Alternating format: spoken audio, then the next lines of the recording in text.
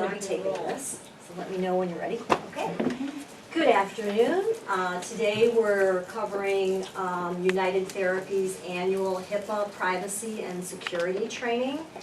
I'm Julie Grego, and I am the HIPAA Privacy Officer. And the second portion of our training will be covered by Bill Snyder, and he is our HIPAA Security Officer. So let's go. Okay, so today our training objectives are to understand the requirements of the federal HIPAA high-tech regulations and our own policies and procedures that protect the privacy and security and the confidentiality of our patient information, to understand how these affect you and your individual jobs and how you can protect confidential and sensitive information, to understand your own responsibilities for good computer and mobile device practices, and also to provide some instructions on how to report any privacy breaches or security incidents. So let's start with what is HIPAA. This isn't the first time we've had this training, but some of the people in the room are relatively new. HIPAA is the Health Insurance Portability and Accountability Act. It's a federal law, and it came to simplify administrative procedures. And what it's aimed at is protecting the privacy of patient information. It provides for electronic and physical security of patient health information. It requires the minimum necessary, we're going to talk about that later, use and disclosure of patient health information. It also specifies certain patient rights to approve the access and use of their health information. Who's subject to HIPAA? HIPAA is for covered entities, and covered entities under HIPAA include hospitals, insurance companies, self-insured employers, and small physician practices. There are three categories of covered entities under HIPAA. There's healthcare plans, health providers, which include United, and clearinghouses. HIPAA applies to companies that offer healthcare and treatment to patients on site, such as United Fixed Sites of Service. Those are considered to be covered entities under HIPAA. Bless you. Sorry. And hospitals, where we treat lithotripsy and laser patients. HIPAA was enacted to increase access to and the efficiency of the healthcare system. Provisions that have already been in effect for several years were designed to expand access to health insurance coverage. The administrative simplification provisions of HIPAA require that the U.S. Department of Health and Human Services adopt national standards for electronic healthcare transactions that make the system more efficient. I don't know if it's simpler, but the aim is to make it more efficient. High-tech and omnibus. These two regulations updated HIPAA. The high-tech is the Health Information Technology for Economic and Clinical Health Act, and the HIPAA Final Omnibus Rule. They updated federal HIPAA privacy and security standards, and some of the updates include there are breach notification requirements that were added. They changed to increase the fine and penalties for privacy violations. They added patient rights to request electronic copies of their electronic health record. They also added the patient's right to restrict disclosure to health plans for services that they had paid, self-paid in full. That's called the self-pay restriction. And they also added mandates that business associates now are directly liable for compliance with HIPAA provisions. It used to be before it was just the covered entities. Now under some of the updated regulations, those same standards must be met by business associates. So what's a business associate? Business associates help covered entities carry out healthcare activities and functions. They can be billing companies, such as United Shockwave Services. That's considered a business associate of our covered entity, United Urology Centers. Business associates can be consultants, lawyers, auditors. They are subject to HIPAA in several ways. They must provide contractual assurances to the covered entity with something that's called a business associate agreement. So we have to contract directly with those entities that are considered business associates and have a written agreement which spells out each party's obligation. And they must comply directly with certain HIPAA security and privacy regulations. So there are certain regulations requiring what to do if there's a breach and notification and how to do that. Business associates have to comply to those same standards, and we'll talk a little bit more about that. There are fines and penalties for violations. So privacy violations, they carry penalties under federal laws and state laws, and also we have our own UT policies that have consequences if they are violated. So with HIPAA, there is a civil monetary penalty of $100 per violation of a standard. That can total up to $25,000 per person, per standard, per year. There are HIPAA criminal penalties, and they can be from $50,000 to $1.5 million in fines. You could be imprisoned, and the penalty could be from 1 to 10 years imprisonment for knowingly and maliciously violating the regulations. And here at United, if you knowingly and purposely violate the HIPAA policies, we have corrective action and disciplinary procedures that could include up to including termination of employment. So what information must be protected? We must protect our patient's PHI, which is collected or created as a consequence of the healthcare services we provide. So everybody probably knows what PHI it stands for, Protected Health Information. It's information that's related to a patient's past, present, or future physical and or mental health condition, including being a patient treated at United, whether they're at a fixed site or a mobile site. PHI includes at least one, and they've identified 18 personal identifiers, and a lot of them are demographic information. Can anybody think of one of the 18? Birth date is one. Name. Social security number, name, address, those are all included, insurance ID, group numbers. Those are things that can identify an individual.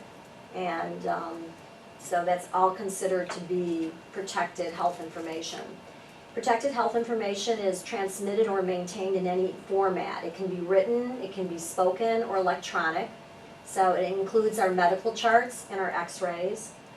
It includes information created by or received from other healthcare providers, from insurers, billing firms, and other sources. The privacy rule covers PHI in all forms, while the security rule covers only electronic PHI or ePHI. So this slide shows you the different formats of what PHI is covered.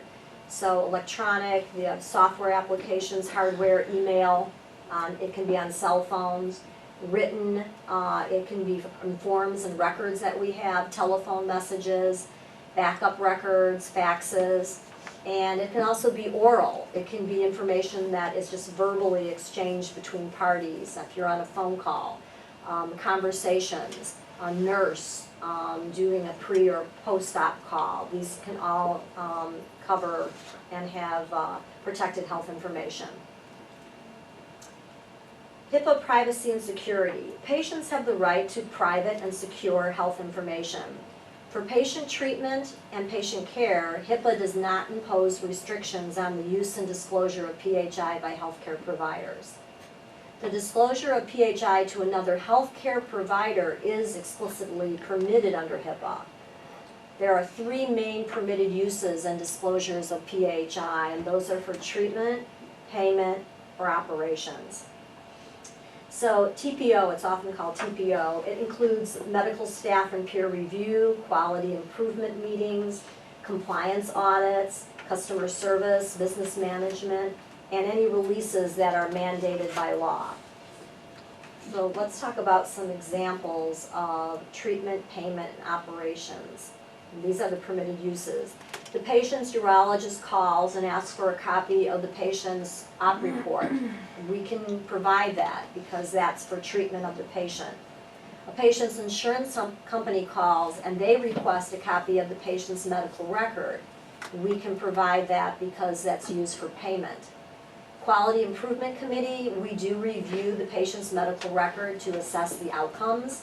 So we are looking at PHI, but it is for healthcare operations.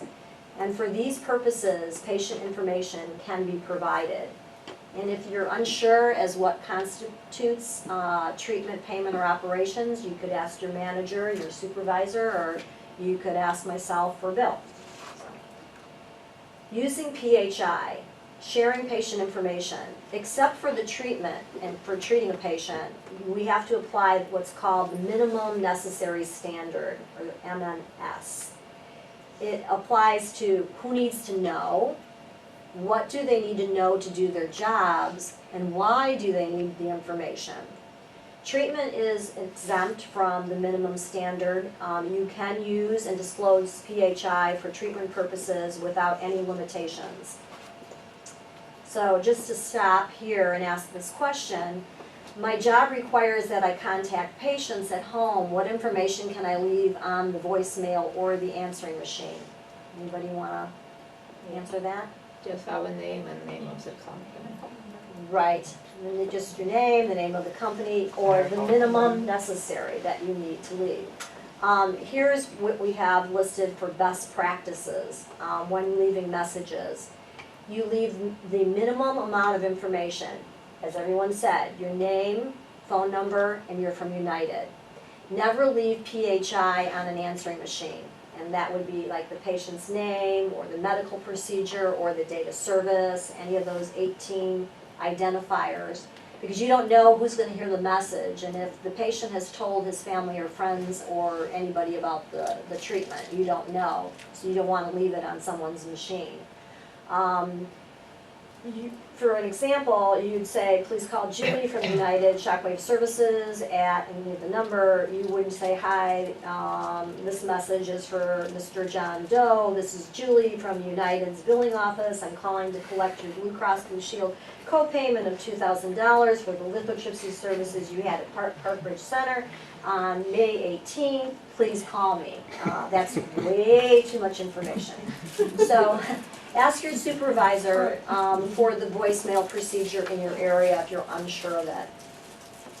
Another important part of HIPAA privacy is something that's called the Notice of Privacy Practices.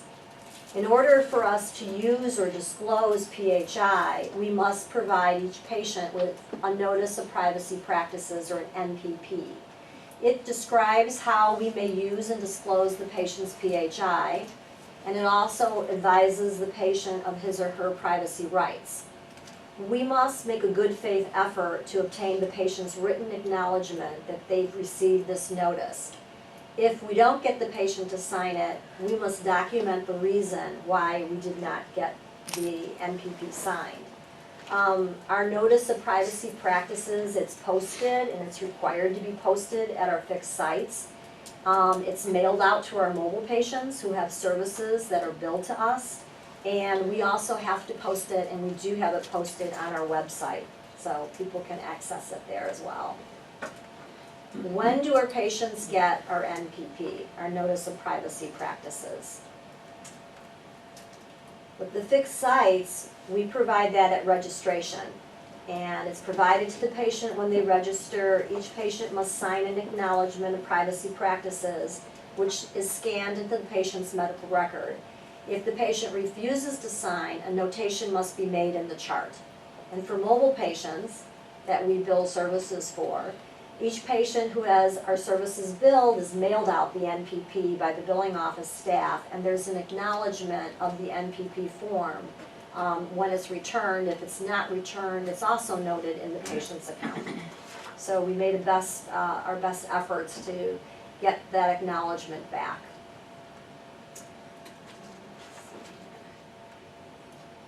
HIPAA gives patients a long list of rights, and here's some of them. A patient has a right to access and receive a copy of their own PHI in paper or electronic formats that we keep. They have a right to request amendments to the information, a right to request restrictions of PHI uses and disclosures. They have a right to restrict disclosure to health plans for services that they, again, self-paid in full. They have a right to request alternative forms of communication, and they have a right to an accounting of the disclosures of their PHI. The patients can advise us not to bill their insurance company if they've paid for the service in full. That's one of their rights under HIPAA. They have a right to an accounting of the disclosure of PHI, and so we track that, and some of you might be familiar with one of our policies that reviews tracking disclosures of PHI, and we have a disclosure log form, and it's done in the system, but we have to notate the name of the entity that we just made the disclosure, the purpose of the disclosure, what PHI information we disclosed, and the date it was disclosed.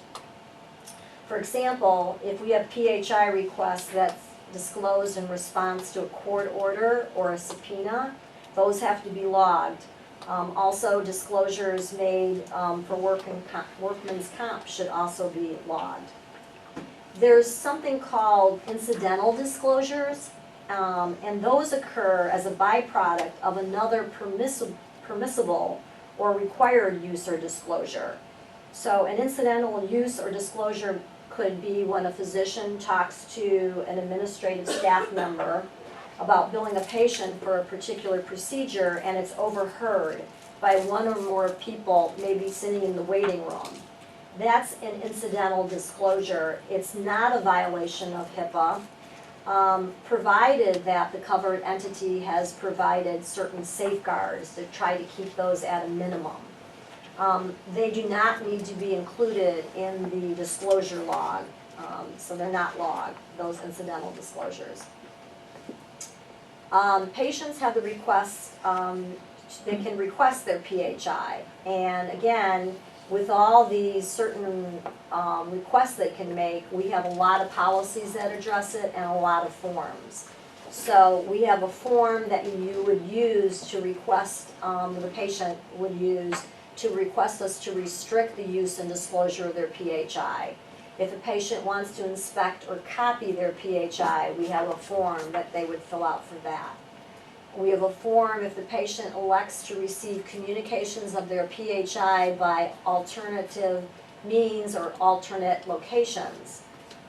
If they request, they look at their record and something's wrong and they want it to be amended, there's a form and a procedure to amend their record that they would follow. They can request an accounting of their protected health information, all the different parties that we disclosed it to. All requests and disclosures are notated in GE, and that's where that disclosure log is kept, and it's kept in the patient's medical and financial record. If you get a request from a patient regarding handling PHI, ask your supervisor for the forms and the procedures, or ask me. I'll be glad to help you with it. Julie? Yes? We had a real situation that was last month that an attorney wrote on behalf of the patient. Mm-hmm. We didn't have patient consent. Typically there's patient consent because, you know, it's possible anybody can write on anybody's behalf and say don't, you know, release any information. Now, up until we get that consent, we tried to call the attorney's office back. Mm-hmm. That's null and void, correct? Yeah, if I got that, I would have contacted the patient first to get their permission. Sounds like that's what you We did. haven't heard back. Okay, Okay. yeah, so until you get the patient's approval, then, yeah, I wouldn't do that. I remember that. Okay, so next thing we're gonna talk about are privacy breaches. Privacy breaches under HIPAA include sending a document to a wrong fax number or an email address, sending or giving a patient a form with PHI to the wrong patient. We've encountered that has happened, and that would be a PHI privacy breach. The failure to use encrypted email to transmit PHI. Employee curiosity, somebody reviewing the medical record or the GE account that doesn't need to review it, has no business in there. Stolen records containing PHI. We had an incident where a tech lost a carrying case at a site and there was PHI in it, so that can happen. That's a breach. Paper records with PHI thrown in the regular trash bins and then disposed. Users not logging out of computer systems or allowing others to access their computer or United system. These are all examples of privacy breaches. For a privacy breach, they should be reported immediately as soon as you are aware of it.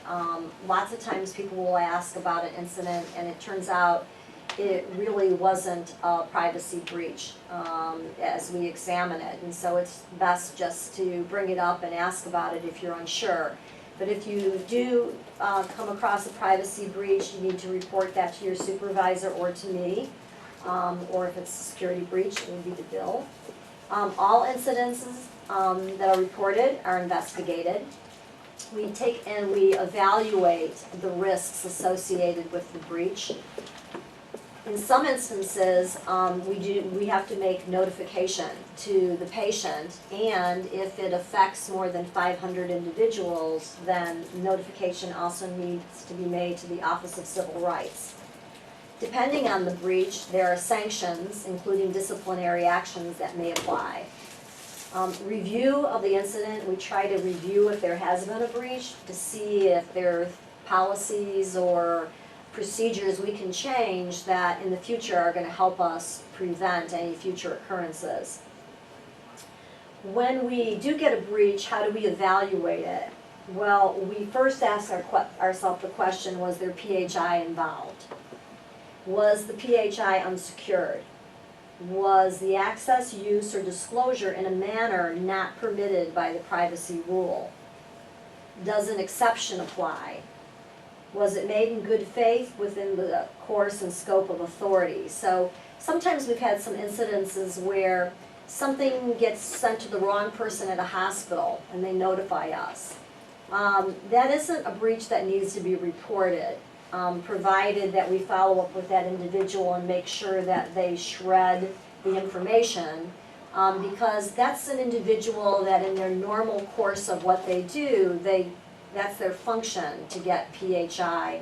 And just like you're all being trained, they've also probably been trained as well. And so they're aware of what PHI is, they're aware that they shouldn't have gotten it, they notify you. That is specifically one of the exceptions that is covered under the privacy rule. Another thing we look at is we do a risk assessment of the nature and extent of the PHI involved. So what we do is we look at how many identifiers. Is it just the patient's name and an account number?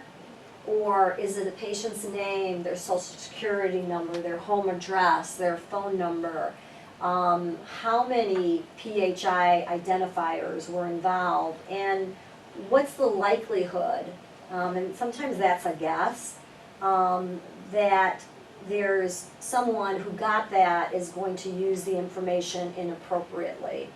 You know, again, if it's just somebody that normally gets that information, you might consider that the risk is low, but if a briefcase is found, and let's say it's found on a subway train, that's happened to an organization, then the risk that there could be harm from that is very high. So each individual incident is analyzed and evaluated separately. Another thing we need to do when we assess a privacy breach is we have to assess whether or not it's a breach that requires notification to our sites. So just like we have business associate agreements with our different vendors that are providing us services, we're a vendor for our hospital sites. And most of our hospital sites have business associate agreements with us where we're the business associate. And under that agreement, most of them have language that requires that we notify them if we've discovered a breach that impacts one of their patients. And some of them, within 5 days, they want us to be notifying them. So we need to act on this and evaluate it as soon as it's identified. And that is the end of the HIPAA privacy, and now we'll have Bill take over. So there are two parts. There's the privacy rule and then the security rule that govern all of the HIPAA regulations. And so the security rule is around the EPHI, that's what is the beginning of the electronic data that we safeguard. So the security rule requires healthcare organizations to have three main components. So every security rule at any institution will have these three things: administrative safeguards, physical safeguards, and technical safeguards. And they're all around ensuring confidentiality and integrity and availability of the data that we transmit and use electronically. So the first leg, the administrative safeguard, is typically created by myself and our information management committee. So we have a million committees that you may or may not know of, but the information management committee, I'll give you a Twizzler if you can tell me, besides Bill Snyder, who else is on that committee? Anybody got an idea? Luke, yeah, good. Twizzler, all right. It's also Oksana, Eva, Julie, Patty, and Jim Snelson, and am I missing anybody? And John Johnson. And so the idea is that it's a composite of people that have to do the daily work, like Oksana and Eva understand what's going on with billing, Patty understands what's going on with fixed sites, and people like Julie, who help govern the compliance requirements for our company. So, and then Luke and I, who are from the technical side, are trying to implement that. So it's a nice blend because it's not either all compliance or all technical or all functional. So we end up with like we look at a requirement and think, that's kind of hard to do. How can we get that done? And we'll brainstorm on a way that hopefully streamlines it and makes it as easy for you guys to implement as possible from a technological standpoint. So it's kind of a cool committee in the sense that it's not just like an overhead bureaucratic committee that dishes out policies like crazy, but it's one that really tries to make the policies effective and help our company work within the constraints that we have to work with as efficiently as possible.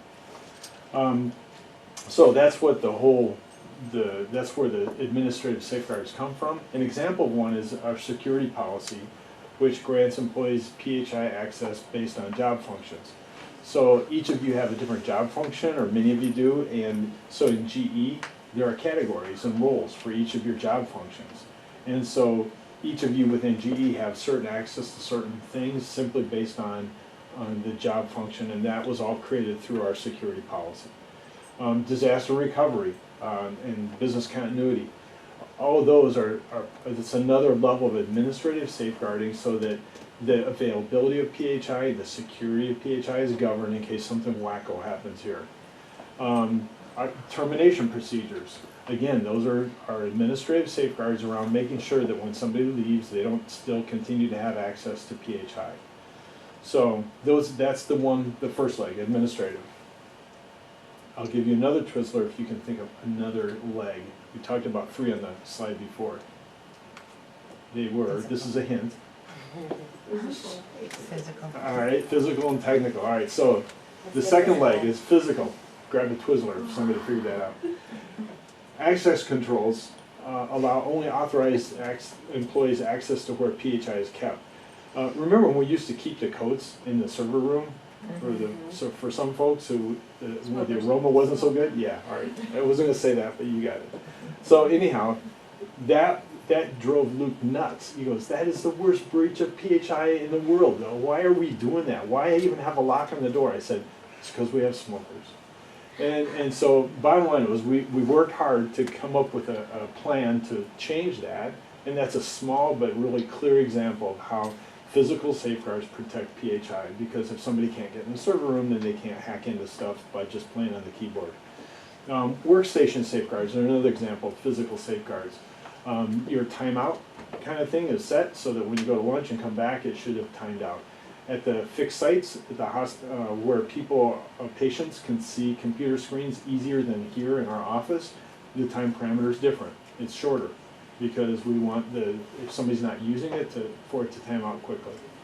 PHI access is secured by use of secured rooms, curtains, partitions, IDs, passwords. Whether it's a fixed site or here, we try to do what we can that makes sense, not crazy, but what makes sense to be able to secure things from people who shouldn't see electronic PHI. Device and media controls are in place for handling computer hardware and software, including proper disposal and storage. So we have policies around those, and we actually have devices that control. For instance, many of you can't take a thumb drive and plug into your little Weiss device that's behind your monitor, and it will work. Most of you cannot, and that was a way to sort of safeguard the ability for somebody to download that onto a thumb drive and walk home with it. Technical safeguards. So the third leg is technical, so there's administrative, physical, and technical. This controls, like for instance, when I talked about the software settings, they limit access to who has PHI based on that need to know principle that Julie talked about. We have audit controls that actually record and examine system activity to validate who and when PHI was accessed. So if somebody claimed and brought this to Julie and said, hey, I think my PHI was compromised when I was treated at Park Ridge, I'd like to know who touched it and who saw it. We actually can go back and look and see. We have audit controls that show that Bill Snyder looked at a record, or Julie Grego just looked at it. She didn't even download it or anything, but she saw it. So we have that kind of capacity to do forensic work to kind of help track backwards what happened to somebody's ePHI. And then data security measures are included to protect the ePHI during transmission. So like encryption is used whenever something goes between Park Ridge and Rosemont, or LaGrange, or Albuquerque and here. So we've talked about this before, but you guys know what phishing is, right? Not catching fish? All right. We're going to talk about spam, malware, and phishing. Spam is unsolicited or junk electronic mail messages. Spam usually takes the form of some kind of bulk advertising and often contains malware like viruses, spyware, inappropriate material, or scams. Malware is often introduced by a link contained in an email, and you know this from some of our other training. You never click on a link in an email from an unknown source. And I can tell you, the same thing that sends out those fake emails to try to trick you has a little scoring mechanism. And I can tell you that in the last several months, nobody from the billing office has been tricked. So congratulations. I can tell you other places people have been tricked. So on the measure of smarts, you guys are doing well. We just need to keep working on that and training. And frankly, it's really good. That's a good thing, because you have incredible access to ePHI doing your normal jobs. And so your vigilance is greatly appreciated, and so you deserve, everybody deserves a Twizzler for that. Right? So phishing is a particularly dangerous form of spam, and that's one where somebody's actually trying to entice you to give them some information. It could be private information, sensitive, personal. And we've also talked about spear phishing, and that's actually specifically targeted. So an example of that would be if somebody saw Bruce's email address, which we used to have on our websites. Jim Snelson got this all the time. He got tons of spam because he was on the front page. His information was of our website.